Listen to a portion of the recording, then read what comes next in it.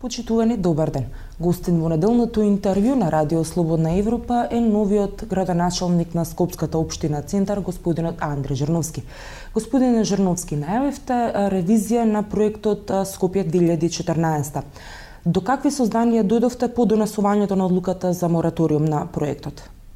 Допрва треба да формирам можеби комисија внатре, која што ќе ги согледа податоците и потоа се развива да се отвори еден тендер за да видиме која куќа, јас потенцирав неколку пати релевантна ревизорска куќа која што ќе ги испита моментите околу Скопје 2014 и конечно да знаеме која е таа сума. Интересно беше што тезата на Министерката за култура е дека проектот според нив чини околу 300 милиони евра и они велат не чини колку што вели опозицијата 500 милиони евра. Но не кажува дека не чини онолку колку што рече премиерот. Премиерот рече 80 милиони евра.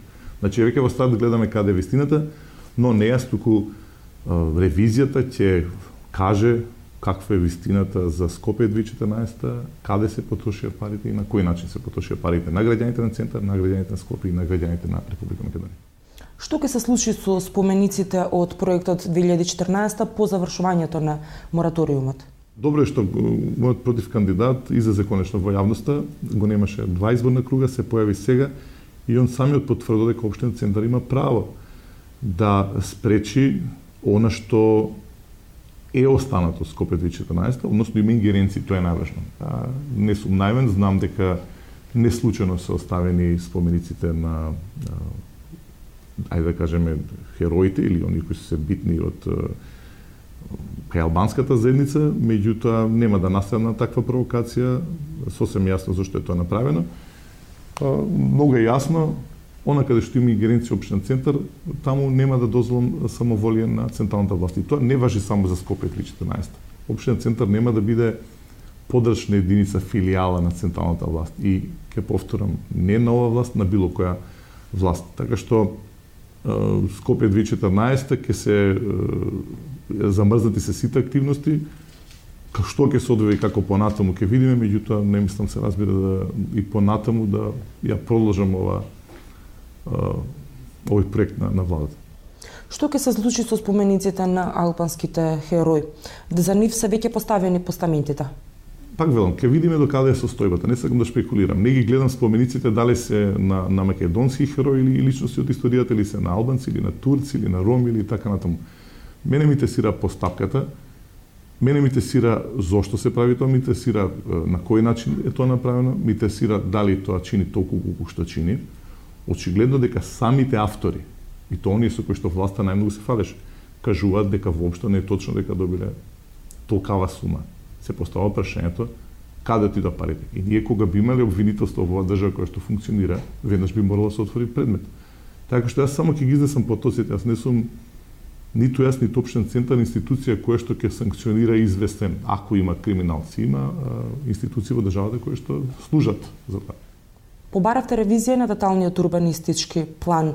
Зошто? На што конкретно се сомневате? Кадната гража која што зборувавме кај Македонија е токму ревизија и така може единствено да се сопре преку ревизија на деталниот урбанистички план. Вториот ден откако го презема функцијата, првиот ден откако го презема функцијата се случи одрон комплетен на земјиштето на Водно. Јас во кампањата неколку пати најавав дека Водно повеќе не може да издржи таа градска узурпација. И затоа најав дека повеќе нема да дозволам проширување маркици и ќе има корекција на висините, ако зборуваме за деталните урбанистички планови во оној дел кој што го покрива Водно. Воопшто не ме интересираат понудите на оние што градат, кои што стигаат до мене, во однос на тоа да замолчам или да не гледам што се случи така натаму. Јас не сум избран, ниту добив сериозна поддршка од жителите на Центар за да ја поддржувам градежната мафија, урбана мафија, туку реков и сега ќе потенцирам дека урбаната мафија ќе мора да си најде друга општина. Нема што да бара во општина Центар. Какви понуди стигаат до вас? Понуди од типот да продолжам со тоа што е надправено во деталниот урбанистички план. Понуди од типот да не преземам конкретни мерки за деталните урбанистички планови на Водно и така натаму. Тоа нема се случи. Закани? Не се закани. Тие се бизнис понуди. Значи парични понуди, ако може така да се... Не се директно до мене, до моите соработници се, но еве ја користам оваа прилика да им упатам порака дека немам намера да влегувам во никакви преговори за она што е јасно кажано. Јас сакам на вистина, на крајот на краиштата, нека градоначалник, како жител на овој град и на општина, да го спасам водно. Бидејќи тука сакам да видам и ќе бидам без компромис. Водачката партија ВМРО-ДПМН во неколку наврати ве обвинуваше дека немате право да вршите стопирање на определени градби, особено не на оние кои што се наоѓаат на приватно земјиште.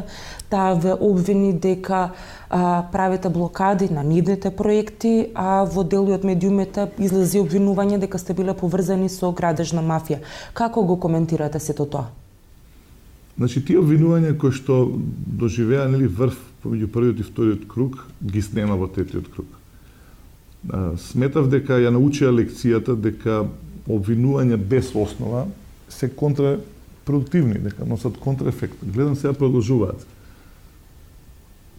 Јас, кога навлегам во некои набавки овде во општинен центар, почнам да ги согледувам мотивите на некои уредници на некои телевизии. Зошто ме напаѓаат?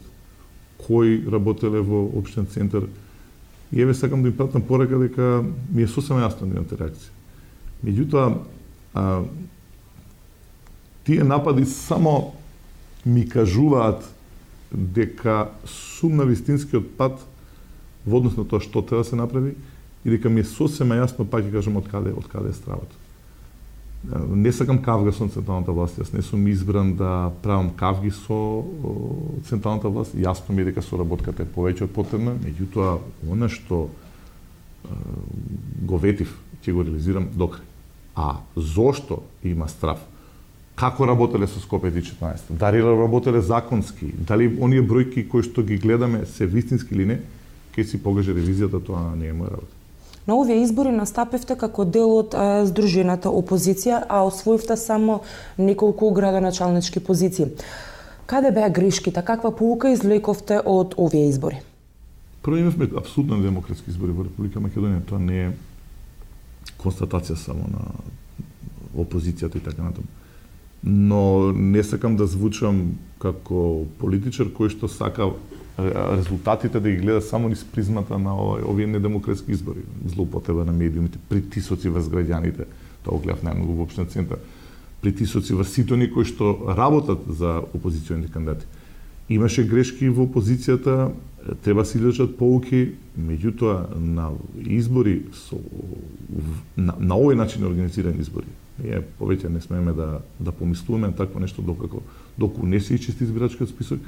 Еве, како пример, зашто би одел на избори ако повторно се носат автобуси од Пустец?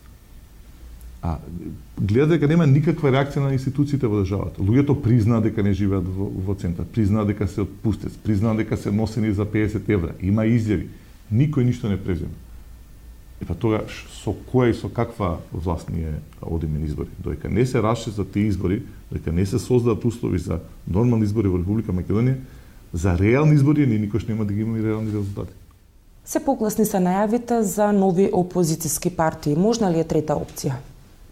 Ако зборуваме за трета опција од аспект на граѓанска опција, не гледам нешто такво. Ако гледаме за трета опција од аспект на нова понуда во опозицијата, уште помалку гледам такво нешто, затоа што оние играчи кои што се на политичката сцена, кои што се спомнуваат како евентуални фактори околу кои што ќе се создаде некоја нова партија, се веќе и истурени играчи, јавноста знае на владачката гарнитура, така да тоа всушност е еден проект на ВМРО-ДПМН. И не гледам сериозно нешто на тие обиди, јасно ми е кога се создадат, во кој момент, и мислам дека воопшто не треба опозицијата да се занимава со тоа прашање, треба си консолидира своите редови, тука се разбира во тоа консолидирање на своите редови спаѓа и Конгресот на СДСМ, и да се спремиме заедно за следните предизвици кои што не чекаат. Ви благодарам за разговорот. Благодарам. Вам почитувани ви благодарам што го следавте неделното интервју на Радио Слободна Европа. Пријатно.